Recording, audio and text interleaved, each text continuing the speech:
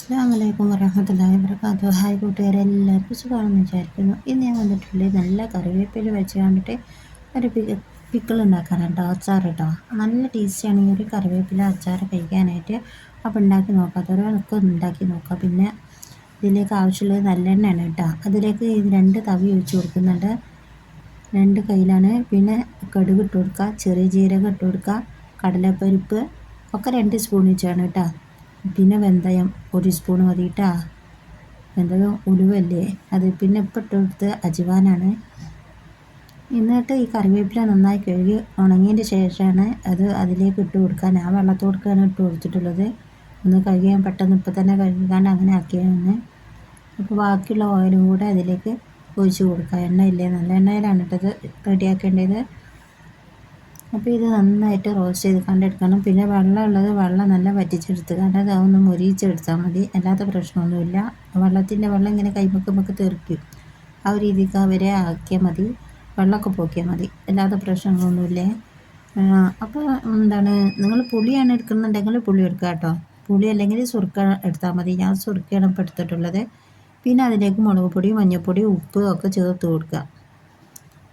പിന്നെ ഞാൻ അതിലേക്ക് ഒരു കാര്യം വെളുത്തുള്ളി ഇടാൻ മറന്നുപോയി. അപ്പം വെളുത്തുള്ളി ഇട്ട് കാണിട്ട് അരിച്ചെടുത്തതാണ് കേട്ടോ. ഇച്ചിരി സുർക്ക ഒഴിച്ച് കാണിട്ട് ഞാൻ അരിച്ചെടുത്തു. ഇനി ബാക്കിയുള്ളതും കൂടെ ഇതുപോലെ ചെയ്ത് കാണിട്ട് എടുക്കാം കേട്ടോ.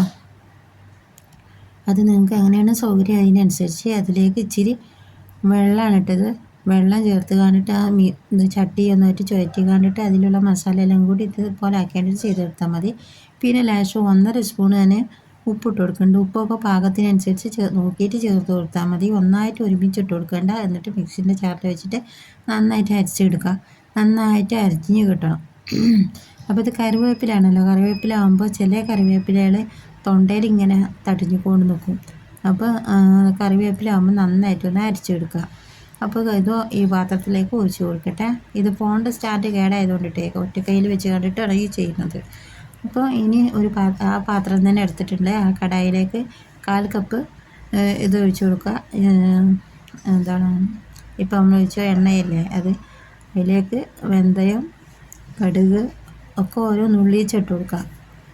നേരത്തെ ചേർത്ത് കൊടുത്ത സാധനങ്ങളൊക്കെ ഓരോ നുള്ളിച്ചിട്ട് കൊടുക്കുക. പിന്നെ 1/4 കപ്പ് വെളുത്തുള്ളി, 1/4 കപ്പ് പച്ചമുളക്. അതൊക്കെ നിങ്ങൾക്ക് എരിവിനനുസരിച്ച് മാറ്റങ്ങൾ വരുത്താം കേട്ടോ. 1/4 ടീസ്പൂണ് മഞ്ഞൾപ്പൊടി, 1/2 സ്പൂൺ മുളക് പൊടിയും ചേർത്ത് കണ്ടിട്ട് നമ്മൾ കൂട്ടാക്കി വെച്ചിട്ടുണ്ടല്ലോ അതും കൂടെ അതിലേക്ക് ഇട്ട് കണ്ടിട്ട് നന്നായിട്ട് മിക്സ് ചെയ്തെടുക്കാം. പിന്നെ ഞാനിത് മിക്സിയിൽ ജാറിലിട്ട് കാണാൻ ഒന്നായിട്ട് അരച്ചെടുത്തു കേട്ടോ. അതിങ്ങനെ തിന്നുന്ന സമയത്ത് തൊണ്ടയിൽ ഇങ്ങനെ അതിൻ്റെ ചില കറിവേപ്പില നല്ല കറിവേപ്പിലായിരിക്കും. ഇത് അനിയത്തി കൊണ്ടുവന്ന് തന്നിട്ട് 2 ദിവസമായിട്ടുണ്ട്. അപ്പോൾ ഞാനിത് വെയ്യാത്തതുകൊണ്ടിട്ട് ഹൽവ ഉണ്ടാക്കുന്ന പണിയായിരുന്നല്ലോ.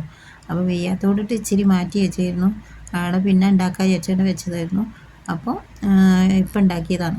അപ്പോൾ തന്നെ അത് ഇല ഒന്ന് വാടി തുടങ്ങിയിട്ടുണ്ടല്ലോ. വാടി തുടങ്ങിയിട്ടുണ്ടെങ്കിൽ മുരിഞ്ഞ് കിട്ടാൻ പണിയല്ലേ.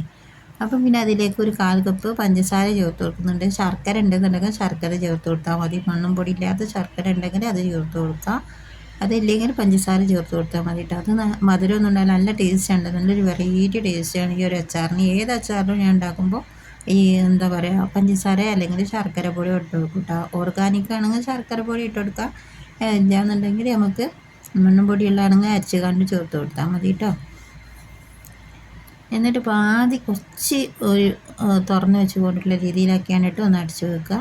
എന്നിട്ട് ഇങ്ങനെ എണ്ണ നന്നായിട്ട് തെളിഞ്ഞ് വന്നിട്ട് ശേഷം നന്നായിട്ട് ഇളക്കി കൊടുക്കുക. ചെറിയ ഫ്ലെയിമിൽ തന്നെയാണ് ഇപ്പം വെച്ച് കൊടുത്തിട്ടില്ല കേട്ടോ.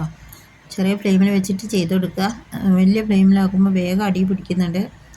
നോൺ സ്റ്റിക്കിൻ്റെ ചട്ടി ആയാലും അടി പിടിക്കും. ഇത് നമ്മൾ പെരുമാറുന്നതനുസരിച്ചാണ് കേട്ടോ. നോൺ സ്റ്റിക്കിൻ്റെ ചട്ടീനെ കുറ്റം പറയല്ല. നമ്മളെ ഉപയോഗം എങ്ങനെ അതുപോലെ നമ്മളിപ്പോൾ ഉപയോഗിക്കുന്ന ഒരാളും 2 ആളും ഒക്കെ ആണെന്നുണ്ടെങ്കിൽ പ്രശ്നമില്ല. നമ്മളെല്ലാവരും കൂടി ആകുമ്പോൾ യൂസ് ആകുമ്പോൾ അതിന് പ്രശ്നം തന്നെയാണ്. നമ്മളെല്ലാവരും ഒരുപോലെ നോക്കുകയാണെന്നുണ്ടെങ്കിൽ ചട്ടിക്കൊരു കംപ്ലൈൻറ്റും വരില്ല.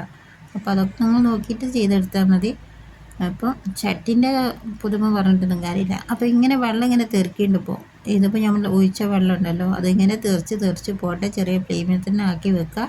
എന്നിട്ട് അടിച്ച് ഇങ്ങനെ മെല്ലെ ഒന്ന് ഇച്ചിരി തുറന്നുകൊണ്ട് നിൽക്കുന്ന രീതിക്ക് ആക്കി കൊടുക്കുക. അപ്പോൾ തെറിച്ചലൊക്കെ കഴിഞ്ഞതിൻ്റെ ശേഷം നിങ്ങൾക്ക് വലിയ ഫ്ലെയിമിലോട്ട് ആക്കി കൊടുക്കുക. തെറിക്കലുണ്ടാകുന്ന നോക്കുക. എന്നിട്ട് തെറിക്കലൊക്കെ മാറിയതിൻ്റെ ശേഷം മാത്രം നിങ്ങളിത് കുപ്പിയിലാക്കി വെച്ചാൽ മതി കേട്ടോ. കുപ്പിയിലാക്കി വെക്കല്ല, ഇറക്കി പാത്രമൊക്കെ ഇറക്കി വെച്ച് നന്നായിട്ട് ചൂടാറിയതിന് ശേഷം മാത്രം കുപ്പിയിലാക്കി കൊടുക്കുക കേട്ടോ. കുപ്പിയിൽ പ്ലാസ്റ്റിക്കിൻ്റെ പാത്രത്തിൽ ഏതിലായാലും കുഴപ്പമൊന്നുമില്ല.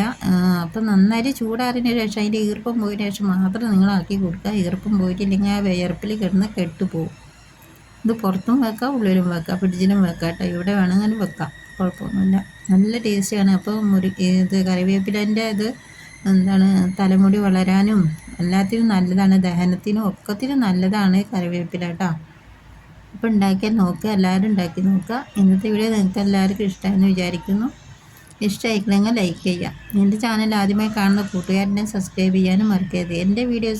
എൻ്റെ ചാനലിലെ വീഡിയോസ് നിങ്ങൾക്ക് ഉപകാരമായെന്ന് തോന്നുന്നുണ്ടെങ്കിൽ മറ്റുള്ളവർക്ക് എത്തിക്കാനും മറക്കരുത്.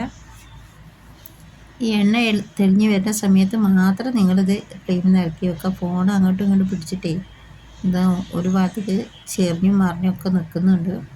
കുറേയൊക്കെ ഞാൻ ശരിയാക്കി, ചിലത് ചെറിയൊക്കെ മറന്നിട്ടുണ്ട്.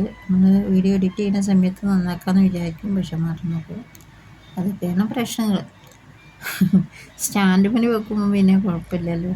സ്റ്റാൻഡ് പൊട്ടിയതാണ് പാകപ്പെട്ടത്. എന്നുവെച്ചാൽ സ്റ്റാൻഡ് വാങ്ങണം, എപ്പോഴും വാങ്ങണം. രാജാവ് കയ്യിൽ വരട്ടെ. അപ്പോൾ എല്ലാവരും ഉണ്ടാക്കി നോക്കണേ. നല്ല ടേസ്റ്റാണ്. കുട്ടികൾക്കും മുതിർന്നവർക്കും ഒരുപോലെ ഇഷ്ടപ്പെടുന്ന ഒരു ഐറ്റമാണത്. ഇതിപ്പോൾ ഞാൻ ഈ പാത്രത്തിൽ നിന്ന് ഇതിലേക്ക് ഒഴിച്ച് വെക്കുന്നുണ്ട്. ഒരു പ്ലാസ്റ്റിക്കിൻ്റെ പാത്രത്തിൽ തന്നെ ഒഴിച്ച് വെക്കുന്നുണ്ട്. പക്ഷേ ഇതിന് അത്യാവശ്യം ചൂട് താങ്ങുന്ന ഒരു പാത്രമാണ്. അപ്പോൾ അതിലേക്ക് ഒഴിച്ച് കൊടുക്കുക. അതിപ്പോൾ അടച്ച് വെക്കണ്ട, കോട്ടൻ്റെ തുണി ഇട്ട് കണ്ടിട്ടൊന്ന് മൂടി വെച്ച് കൊടുത്താൽ മതി. അപ്പോൾ ഇത് നന്നായി ചൂടാറിയതിന് ശേഷം മാത്രം നിങ്ങൾ കുപ്പിയിലേക്ക് ആക്കി കൊടുത്താൽ മതി കേട്ടോ. അപ്പോൾ ഇൻഷാ അല്ലാഹ് അടുത്ത റെസിപ്പിയുമായി പിന്നെ വരാം. അസ്സലാമു അലൈക്കും.